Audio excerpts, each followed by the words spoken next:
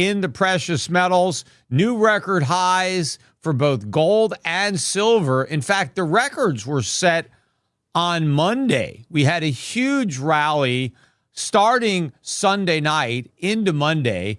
At one point, gold was up better than $120. Silver was up over $6. It was the biggest dollar rally in one day I've ever seen in gold. Now, percentage-wise, it wasn't a record, but dollar-wise, it was. Gold rose to a high of about 4,640, and silver was trading above $93 an ounce. We ended up closing the week for gold at just below 4,600. I think we went out about 4,594, 95. Silver managed to close the week, I believe, just above $90. Now, we went out on a down note. Both gold and silver had sharp sell-offs intraday. Silver was down over $4 at one point during the day. Gold was down about $70 on the lows. But by the time they wrapped up trading for the week, gold was only down about $20, and silver was down about $2.25. Now, silver's been a lot more volatile than gold all week. But the important point is that the volatility is taking place at these very high prices. And this is just another consolidation of this big breakout. So if you're thinking about looking for a big pullback to buy silver, think again. The opportunity to buy $50 silver is long gone. Right? And you're lucky if you could buy $70 silver, but I wouldn't even wait for that because I think the supplies of silver are going to start to run low and the premiums are going to really start to blow out so that even if silver goes down, the price of silver coins and bars may still go up. We just witnessed the biggest one-day dollar rally in gold ever. Gold surged over $120 to $4,640. Silver exploded past $93. We saw sharp intraday sell-offs too, but this volatility is happening at historic highs. This is consolidation after a massive breakout, not the end. If you're waiting for $50 silver, forget it. Supplies are tightening, premiums are about to blow out, and even dips won't make physical silver cheaper. Schiff warns the real surge could start Sunday night and run into Tuesday, urging immediate action in gold and silver before the crowd piles in. He adds that while mining stocks are riskier than physical metals, today's sell-off makes no sense at $90 silver, and their profit potential is massively undervalued relative to prices. And that is, don't wait for Monday. In fact, this Monday is Martin Luther King Day. So if you're going to wait for regular trading to resume, you're waiting for Tuesday. Don't wait. I think we're going to have another huge move up on Sunday night, Monday, Tuesday. So to beat the herd or the crowd, I recommend that as soon as you are finished listening to this market wrap, you go right to Schiff Gold and buy more gold and silver. And even better, if you are not yet a shareholder of my gold fund, the Euro-Pacific Gold Fund, EPGIX, I would suggest that you buy that too. Now, again, gold stocks are different types of investments than physical precious metals. There's a lot more inherent risk when you own an operating business that is generating a profit. I look at gold and silver as a store of value, long-term, safe haven.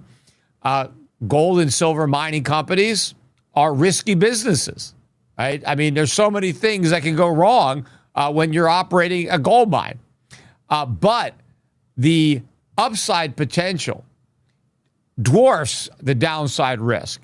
And in fact, I think today was a great day for the gold mining stocks because when gold was down about $70 and silver was down $4, these stocks were all getting killed this morning, down 3, 4, 5%. Some of them, I saw one silver stock that I own was down about 8%. Now, it ended up positive on the day, But why are these silver stocks getting hit so hard when silver is $90 an ounce? None of this makes sense. Yes, gold and silver stocks have tripled along with the price of gold and silver, but their profits are going to go up a lot more than triple. These stocks should be much, much higher. Wall Street still doesn't understand the move in gold and silver, so it keeps underpricing mining stocks and assuming prices will fall back to old levels. But miners are hitting new highs even on down days, showing short-term metal price dips don't matter for their future earnings. With silver now dramatically lowering gold mining costs, these stocks are far more profitable than the market realizes. Let's get back to Schiff. Before this, if you found this breakdown useful, subscribe to the channel for more real talk on gold, silver, and what Wall Street misses. Drop your thoughts in the comments below. Do you agree with Schiff, or is the market still asleep? Still doesn't understand what's going on. And remember, there are really two different buyers. Wall Street, where they buy stocks, they're not buying the physical metals. They're looking at stocks. And they don't understand why gold and silver are going up. And they don't expect the prices to keep going up. In fact, they don't expect the prices to stay up. That's why they've been so reluctant to bid up mining stocks and adjust their future earnings forecasts for higher gold and silver prices.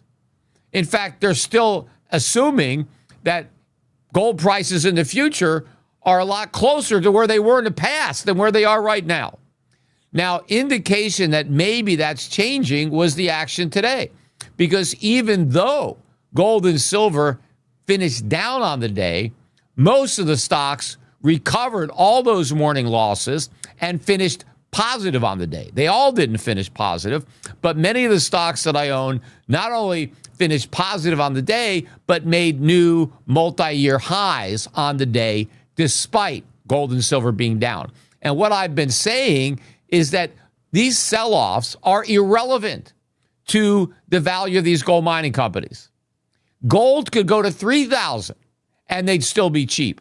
So what difference does it make if it's 4,600 or 4,500 or 4,300? Doesn't make any difference at all. Gold stocks should be going up every day at this point, regardless of the short-term fluctuation in the price of gold. That has no bearing on what these companies are going to earn now or in the future, and probably even more so with these silver miners, given how much the price of silver has gone up. And again, as I mentioned on my last report, very few people seem to understand that gold companies also mine silver. It just reduces the cost of their gold. And now their costs are going to collapse because the silver byproduct that they're mining when they're looking for gold is now so valuable that it is dramatically reducing the cost of mining gold. Schiff says he expects a strong rally after the long weekend, especially in mining stocks, and urges people to buy physical gold and silver anytime since the market is open 24/7. He emphasizes setting up accounts now because he plans to build a full ecosystem where gold and silver can be used not just as a store of value, but as real money in everyday transactions. With blockchain and tokenization reviving metals as currency, and central banks already choosing gold over the dollar, he believes this shift will accelerate as confidence in Bitcoin fades. Let's get back to Schiff. So I have a feeling that the fund will be up a lot on Tuesday because I expect a big move in gold and silver over the 3-day weekend and an even bigger move in the mining stocks.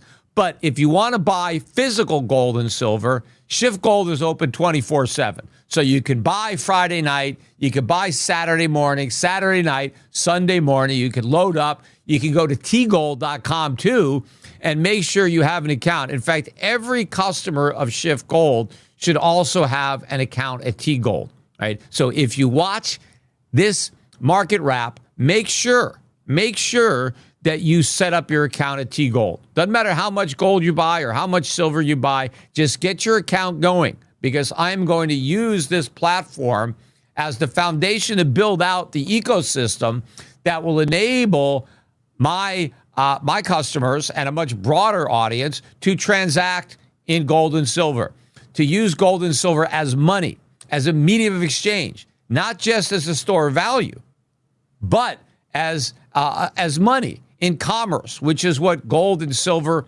are meant to be.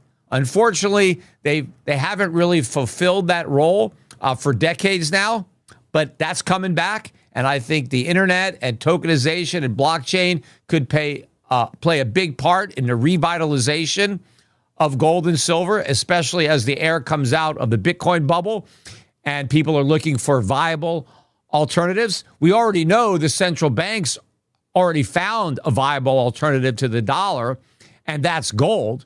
And so this trend is going to gain momentum with the fundamentals that are going on right now. And I covered some of them on Monday. Schiff says gold is acting like subprime did in 2007. It's the early warning signal of a much bigger crisis that hasn't fully hit yet. This time the problem isn't mortgages, it's US government debt, treasuries, and the dollar, with gold, silver, and platinum flashing danger signs first.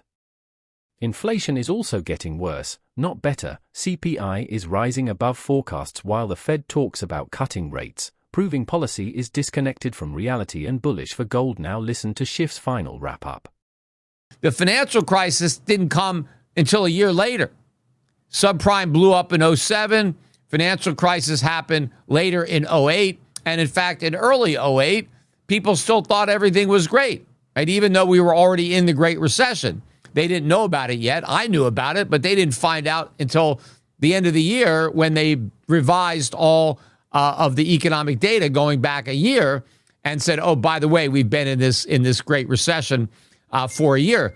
Well, what happened with gold, what's happening now, I think, is forecasting a much bigger monetary crisis that may hit later in the year or maybe even next year, but in the dollar, in the bond market. So gold is reacting first, just like subprime reacted first in 2007.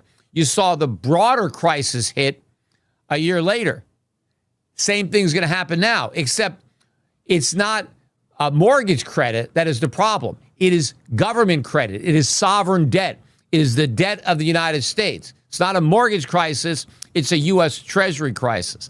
That's what's coming, and a U.S. dollar crisis.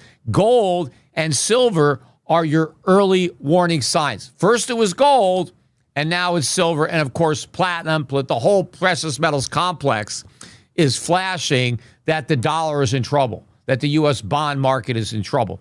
And what Trump is doing is playing a big role in that. But we also have some news that came out this week that I didn't have on Monday when I did my main podcast. So I want to get into this news that is also bullish for gold, and that is inflation and the inflation numbers. So we got the official CPI numbers came out on Tuesday, and the media initially hyped this up as if it was good news. Like, oh, see, inflation is going away, right?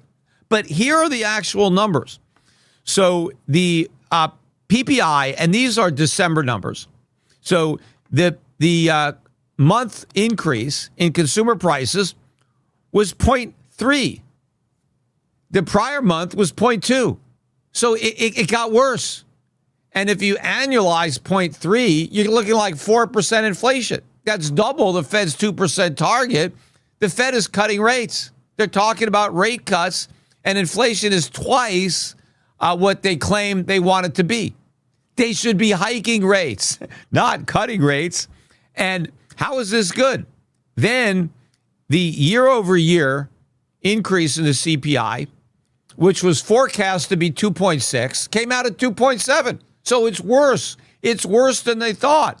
Schiff says Wall Street is fixated on backward-looking CPI data while ignoring the forward-looking warning from gold and silver, because admitting the truth would destroy the strong economy narrative. He argues that $4,600 gold and $90 silver prove the economy isn't healthy, and even the improving trade deficit is a bad sign since it came mainly from exporting U.S. gold. Few people understand, obviously, the gold and silver market when Wall Street is focusing on these backward-looking CPI numbers. They're ignoring the forward-looking action in gold and silver. And again, it makes me laugh when I watch, Wall Street, trying to figure out why gold and silver prices are going up. And their explanations are almost as funny because they don't get it. Because if they understood why gold was going up, it destroys their entire thesis. That's the basis of their recommendation of the overall stock market and the U.S. economy is great. It's not great. If the U.S. economy was so great, gold would not be $4,600 an ounce, right? Silver would not be $90 an ounce if we had a strong economy, right? We wouldn't be running these massive deficits if we had a strong economy. People were making a big deal about the trade deficit, finally took a big drop, and they want to credit Donald Trump for this big drop in the trade deficit and say, hey, maybe it's the tariffs. It's not.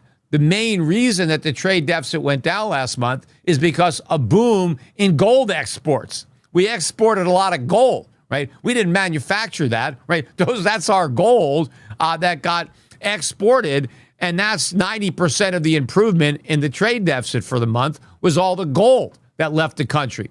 If you own gold and silver, if that's the money you save, then everything is going to be cheaper. The price of everything that you need to buy will be less expensive if you have gold and silver to pay for it. I mean, that's one of the reasons that I'm setting up T-Gold because I want to enable people to have a currency, have money that will buy more over time, not less, right? You don't want your savings to erode in value before you have a chance to spend it. You'd like your savings to grow in value so that when you go to buy something, you could actually buy more than when you set the money aside. That's how money is supposed to work. The longer you wait to spend it, the more you're supposed to get, right? That's capitalism. That's how it works. Holding gold and silver, he says, means your money gains purchasing power over time, which is how real money and capitalism are supposed to work. Share your thoughts in comments and subscribe to channel for more updates.